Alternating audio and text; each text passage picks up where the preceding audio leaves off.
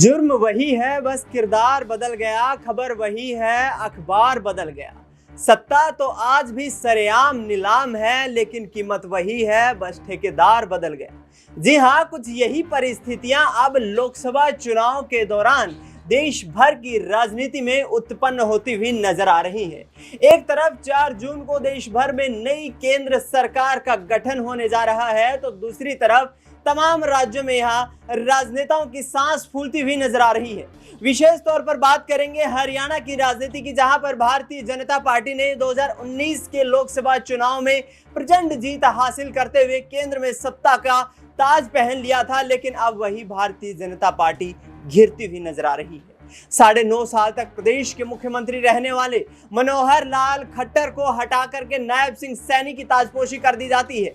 मनोहर लाल खट्टर की यहां पर मुश्किलें इस कदर बढ़ी हुई है क्योंकि हार का डर सता रहा है और कांग्रेस पार्टी पर बोगस वोटिंग के भी आरोप लगाए जा रहे हैं। सुनिए क्या कुछ कह रहे हैं मनोहर लाल खट्टर, भूपेंद्र सिंह हुड्डा और बोगस वोटिंग को लेकर, उसके बाद चर्चा जारी रहेगी। अभी कल ही कही ये उल्टे सीधे बयान दे रहे हैं और मैं उस बयान पर आज भी कायम हूं। मैंने स्टेज से बयान दिया कि कुछ कर्मचारी, क्योंकि कर्मचारी बहुत बड़ी संख्या में 3-3.5 लाख, अब मैं सबके बारे में नहीं कहा, लेकिन ऐसे कर्मचारी जो पॉलिटिकली एफिलिएशन दिखाते हैं, ऐसे लोगों की पहचान भी हो रही है, बल्कि उसमें से कुछ लोगों को हमने सस्पेंड भी कर दिया है, नोटिस दिया है। उस नोटिस के बाद उनका जो भी उनके खिलाफ कार्रवाई करनी होगी करेंगे।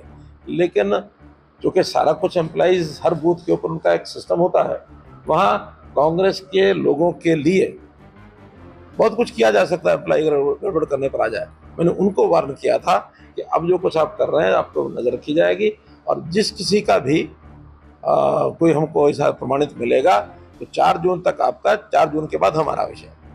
और मैंने हमारी जो सरकार, हमारे मुख्यमंत्री, बाकी सबको कह दिया इनकी लिस्टें बनवाओ, लिस्टें बनवा करके और 4 जून के बाद इनके खिलाफ निश्चित कार्रवाई करेंगे, क्योंकि आखिर लोकतंत्र का मजाक है ये।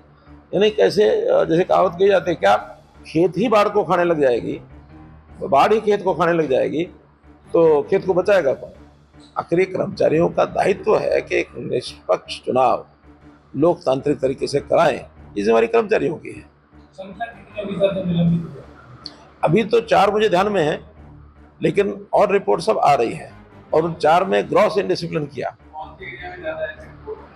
नहीं, वो इसके कारण से नहीं हुआ। वो तो और क्या है कि एक नियम होता है आचार संहिता का कि कोई भी पॉलिटिकल पार्टी ऐसा कोई काम घोषणा नहीं कर सकती जिससे वोटर के ऊपर प्रभाव पड़े, उसको आकर्षित करने के लिए। और सरकारी कर्मचारी भी ऐसा कोई काम नहीं कर सकता जिसके कारण से वोटर के ऊपर उसको परेशान करने के लिए, और वो सरकार से, क्योंकि सरकारी कर्मचारी है तो सरकार से ही दूर होगा, दुखी होगा, तो जिसके कारण से वो वोटर खिन्न हो जाए। अभी एक ऐसा सर्कुलर निकाल दिया जिसके कारण से 2 महीने ओल्ड एज पेंशन लगभग 25,000 लोगों के रुक गए, जबकि ऐसा निकाल नहीं सकते नोटिस।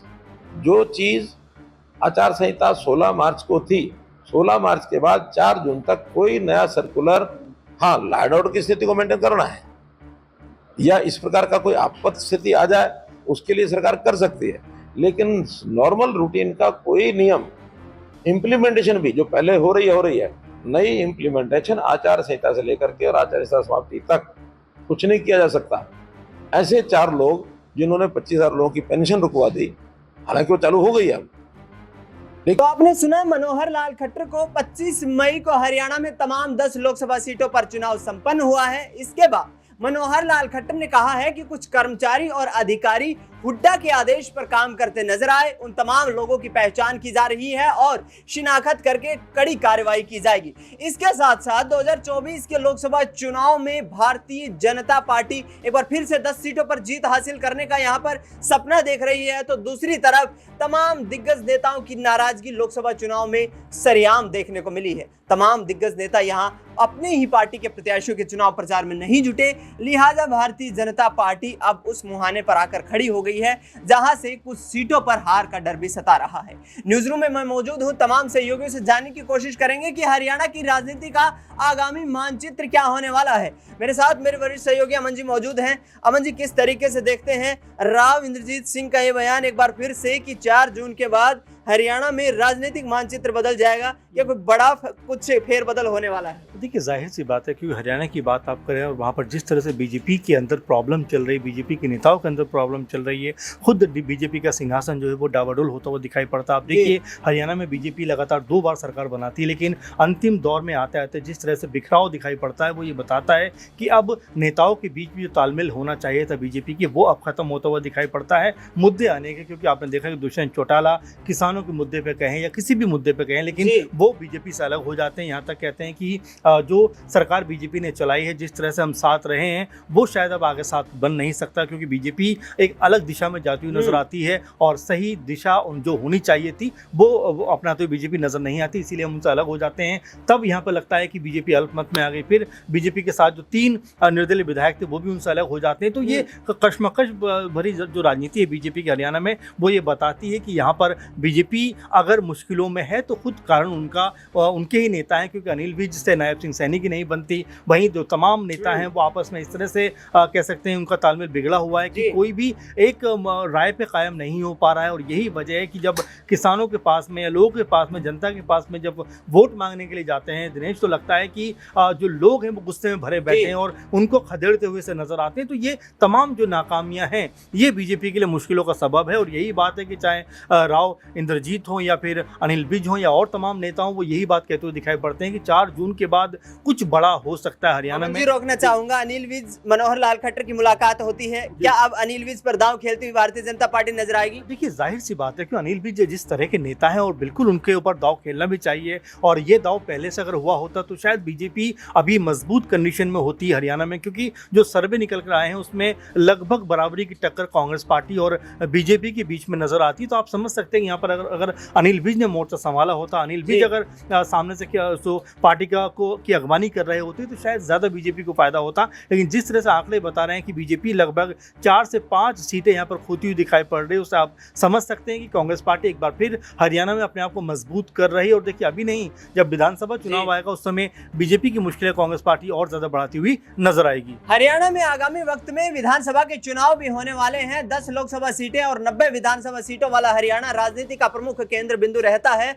अक्षय मेरे साथ मौजूद हैं। अक्षय, किस तरीके से देखते हैं पूरे माहौल को? राव इंद्रजीत सिंह कहते हैं कि 15 विधानसभा सीटों पर तो मेरा प्रभाव है। आखिरकार राव साहब का ये बयान किस तरीके से यहाँ पर बीजेपी हाईकमान की मुश्किलें बढ़ा सकता है, और क्या राव इंद्रजीत को मुख्यमंत्री बनाने पर बीजेपी हाईकमान को विचार करती नजर आ सकती है? देखिए दिनेश, राव साहब का जो बयान है कि 15 विधानसभा सीटों पर मेरा प्रभाव है, इसे हम उसी तरह ले सकते हैं कि अगर प्रधानमंत्री मोदी आकर के कह दे कि सभी 543 लोकसभा सीटों पर मेरा प्रभाव है, मात्र कहने का बयान है। तो अक्षय, फिर वो डोमिनेंट पोजीशन में आना भी चाहिए ना। प्रधानमंत्री खुद पद पर बैठे हुए हैं तो राव इंद्रजीत सिंह को बनाना चाहिए। बिल्कुल, ये सही बात निकल कर यही आती है कि अगर यहाँ पर बीजेपी में आप देखिए पार्टी का शीर्ष नेतृत्व कहें या खुले तौर पर राष्ट्रीय स्तर पर पार्टी का नेतृत्व, केवल पार्टी की बात की जाए, प्रधानमंत्री पद छोड़ दीजिए, कौन कर रहे हैं? नरेंद्र मोदी कर रहे हैं। फिर आता है कि हाँ, प्रधानमंत्री नरेंद्र मोदी कर रहे हैं। फिर वही बात हरियाणा में आप देखते हैं कि राव इंद्रजीत सिंह 15 सीटों की बात कहते हैं। 15 विधानसभाओं पर जब आप गौर करेंगे तो कहीं ना कहीं दिनेश, मुझे लगता है कि 2 तो लोकसभा आ ही जाएंगे। हरियाणा पर जब आप गौर करेंगे 7 से 8 का औसत यहाँ पर बैठता नजर आता है। ऐसे में जो बात है या जो बयान देते नजर आ रहे हैं वो कहीं ना कहीं राव इंद्रजीत सिंह अपने ही बयान में फंस भी सकते हैं, क्योंकि आप देखिए 2 चीजें मुझे लगता है यहाँ अहम हो जाती है। सबसे पहले तो जिस प्रकार से अब वो चुनावी मैदान में उतरे हुए हैं, यहाँ पर सबसे पहले उनके सामने चुनौती यही रहेगी कि प्रदेश में भारतीय जनता पार्टी इस नाम के खिलाफ जो सत्ता विरोधी लहर है, और आप नहीं नकार सकते किसी भी स्तर पर कि सत्ता विरोधी लहर नहीं है। मनोहर लाल खट्टर को मुख्यमंत्री पद से हटाकर बीच कार्यकाल में आप गौर करेंगे, कार्यकाल का यहाँ आधा साल ही मुझे लगता है शेष बाकी था। नायब सिंह सैनी को कुर्सी सौंपने का मतलब ये था कि उस नाम के खिलाफ भी सत्ता विरोधी लहर थी। माहौल बीजेपी के खिलाफ तो उसे कम करने के लिए, शांत करने के लिए यहाँ सीएम चेहरा बदला गया, या कहीं कि सीएम ही यहाँ पर तो सीएम ही खुले तौर पर बदल दिया, और चुनावों में चेहरा भी शायद ये चेहरा भी बदल जाए। तो कुल मिलाकर के ऐसी चुनौती से उभरते हुए सबसे पहले तो यहाँ पर राव इंद्रजीत सिंह को अपनी सीट बचानी है। उसके बाद निश्चित तौर पर उन पर जिम्मेदारी विधानसभा चुनावों में आएगी। निश्चित तौर पर भाजपा हाईकमान उन्हें जिम्मेदारी देगा, और अगर वहां पर बेहतर प्रदर्शन भाजपा नहीं कर पाती है तो फिर उन पर भी सवाल लगेंगे। बिल्कुल, यहाँ पर विचार करना होगा हाईकमान को, क्योंकि यहाँ जिस तरीके की राजनीतिक परिस्थितियां हैं वो कहीं ना कहीं जमीनी मुद्दों से अधिक जुड़ी हुई होती हैं। हमने देखा कि हरियाणा में लोकसभा चुनाव के प्रचार के दौरान तमाम राजनेता किसानों के मुद्दों पर यहाँ बीजेपी को घेरते हुए नजर आए। लिहाजा यहाँ पर भारतीय जनता पार्टी कुछ सीटें गंवाने के लिए वहां पर उस कगार पर खड़ी हुई है। यहाँ शालिनी मेरे साथ मौजूद हैं। शालिनी, किस तरीके से देखते हैं दुष्यंत चौटाला कितना अहम फैक्टर रहेंगे, क्योंकि किंग मेकर की भूमिका में 2019 में बनकर के आए थे। यहाँ क्या कांग्रेस पार्टी के साथ मिलकर अब सरकार बनाने के लिए जोर आजमाइश करते नजर आएंगे, क्योंकि लोकसभा के चुनाव यहाँ पर संपन्न हो चुके हैं? बिल्कुल दिनेश, जिस प्रकार से दुष्यंत चौटाला ने लोकसभा चुनाव को लेकर बीजेपी से मांग की थी, बीजेपी ने उनकी मांगों को पूरा नहीं किया और जिस प्रकार से फिर तुरंत ही दुष्यंत चौटाला ने अपना रंग दिखाया और अपना समर्थन वापस ले लिया। ऐसे में दुष्यंत चौटाला हरियाणा में सच में ही बहुत महत्वपूर्ण भूमिका निभा रहे हैं और ऐसे में अगर कांग्रेस की तरफ वो रुख कर लेते हैं तो इसमें बीजेपी को एक बहुत ही बड़ा झटका लगने वाला है, क्योंकि आने वाले जो विधानसभा चुनाव हैं उसमें कहीं ना कहीं बीजेपी को दुष्यंत चौटाला को देखते हुए हार का सामना करना पड़ सकता है, क्योंकि दुष्यंत चौटाला के अगर 10 विधायक कांग्रेस का समर्थन कर देते हैं तो ऐसे में बीजेपी अल्पमत में आ जाती है और कहीं ना कहीं बीजेपी का हरियाणा से जीत करना फिर मुश्किल हो जाता है। 30 विधायक कांग्रेस पार्टी के पास हैं। 3 निर्दलीय विधायकों ने कांग्रेस को अपना समर्थन दिया है। बात करें तो 10 विधायक जननायक जनता पार्टी के पास हैं। निर्दलीय विधायक बलराज कुंडू और इसके साथ साथ इनेलो से राष्ट्रीय महासचिव अभय सिंह चौटाला भी यहाँ पर विपक्ष का साथ देते हुए नजर आ रहे हैं। माही मेरे साथ मौजूद है। माही, 45 विधायकों का समर्थन भूपेंद्र सिंह हुड्डा के साथ, दूसरी तरफ बात करें नायब सिंह सैनी 44 विधायकों का समर्थन लेने में भी कहीं ना कहीं हिचकिचाते हुए नजर आ रहे हैं। क्या हुड्डा कोई आगे आने वाले वक्त में फेरबदल करने की कोशिश करेंगे या फिर सरकार को गिरा करके चुनाव जल्दी से करवाने की कोशिश की जाएगी? जी बिल्कुल, देखिए उसी जद्दोजहद में हुड्डा लगे हुए हैं और जिस तरीके से नायब सिंह सैनी को लेकर पार्टी में ही एक अलग तरीके की फूट देखने को मिलती है। अनिल विज कहीं ना कहीं नाराज नजर आते हैं। दुष्यंत सिंह चौटाला लगातार इस बात का हमेशा से विरोध करते हुए नजर आए हैं कि नायब सिंह सैनी को एक अच्छे मुख्यमंत्री नहीं है, उनको अपने पद से इस्तीफा दे देना चाहिए। तो ऐसे में अब कहीं ना कहीं भारतीय जनता पार्टी के साथ साथ नायब सिंह सैनी की भी मुश्किलें बढ़ती हुई नजर आ रही हैं और पार्टी में कहीं ना कहीं एक फूट की स्थिति देखने को मिल रही है दिनेश। और मुझे लगता है कि आने वाले दिनों में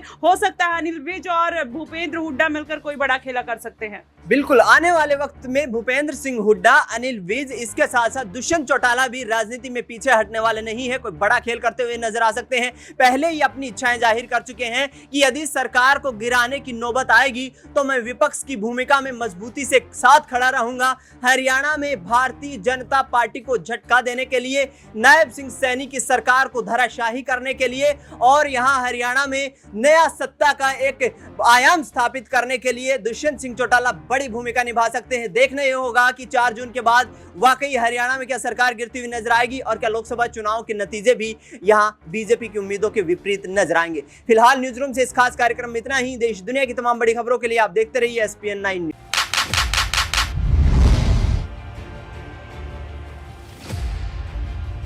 देश की जनता ने किसे सौंपी सत्ता की चाबी? चुनाव के बाद अब है सटीक आंकड़ों की बारी। जनता से जाना किस तरफ है उनका विचार। बनने वाली है देश में अब की बार किसकी सरकार? देखिए सबसे सटीक एग्जिट पोल 1 जून शाम 6 बजे से सिर्फ SPN 9 न्यूज पर।